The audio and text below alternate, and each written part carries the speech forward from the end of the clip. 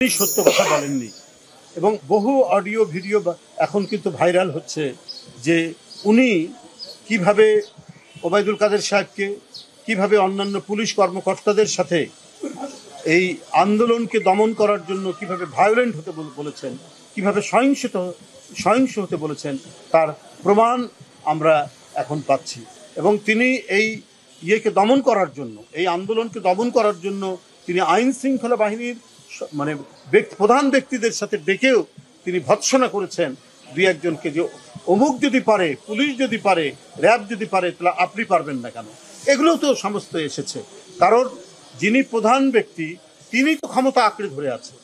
সুতরাং ক্ষমতা আঁকড়ে ধরে রাখার জন্য যত রক্তপাত হোক, যত লাশ যাক, এটা তো তার কোনো দায় আসে না। যদি তিনি গণতন্ত্র মনা হতেন তাহলে অবাধ সুষ্ঠু নির্বাচন দিতেন এবং তত্ত্বাবধায়ক সরকারের কাছে ক্ষমতা হস্তান্তর করে অবাধ সুষ্ঠু নির্বাচন নিশ্চিত করেন। সেই কাজটি করেননি বলেই আজকে প্রমাণিত যে তার কাছে ক্ষমতাটাই বড় বিষয় ছিল, মানুষের জীবন বড় বিষয় নয়। তাই শিশুর রক্ত ঝরিয়ে, কিশোরের রক্ত ঝরিয়ে, রিকশাওয়ালার রক্ত ঝরিয়ে, শ্রমিকদের রক্ত ঝরিয়ে তিনি ক্ষমতা আঁকড়ে ধরে রাখতে চেয়েছেন, যার কারণে ১৫০০ মানুষ নিহত হয়েছে এই আন্দোলনে। শেখ হাসিনার নির্দেশে পুলিশের গুলিতে, আইন শৃঙ্খলা বাহিনীর গুলিতে ৬০০ ছেলে মেয়ে অন্ধ হয়ে গেছে তাদের ছোড়া আপনার গুলিতে। সুতরাং এর বাইরে উনি এখন নিজের মানে আত্মপক্ষ সমর্থনের জন্য, নিজেকে ভালো সাজার জন্য আন্তর্জাতিক মিডিয়ায় এই কথা তিনি বলছেন।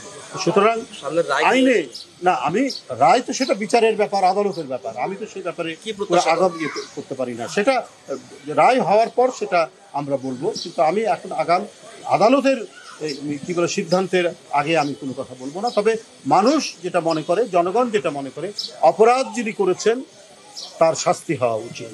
আমরা তো মনে করছি যে হাসিনার পতনের পর সরকার নির্বাচিত না হলেও মানে গণতন্ত্রের প্রতি দায়বদ্ধ এই সরকার।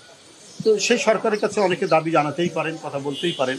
আবার পাশাপাশি সব রাজনৈতিক দলগুলো তো একসাথে কথা বলছেন পিআর নিয়ে, গণভোট নিয়ে, তো কথাগুলো তো চলছেই। তো আমার মনে হয় আলাপ আলোচনার মধ্যে দিয়ে সিদ্ধান্ত আসাটাই সবচাইতে আমি মনে করি যে উত্তম কাজ, এটাই উপযুক্ত হওয়া উচিত। কিন্তু কোনো ধরনের একবারে পয়েন্ট অফ নো রিটার্নের মতো কোনো কর্মসূচি দেওয়াটা শোভনীয় নয় এই মুহূর্তে, কারণ আমাদের দেশকে গণতান্ত্রিকভাবে এটার বিকাশ ঘটাতে হবে। এই কারণে গণতন্ত্রে পয়েন্ট অফ নো রিটার্ন নেই। গণতন্ত্রে আছে আলাপ আলোচনা, গণতন্ত্রে আছে সমালোচনা, গণতন্ত্রে আছে প্রতিবাদ করা, সবই আছে, কিন্তু পয়েন্ট অফ নো রিটার্ন হলে পরে গণতন্ত্র ধসে যেতে পারে।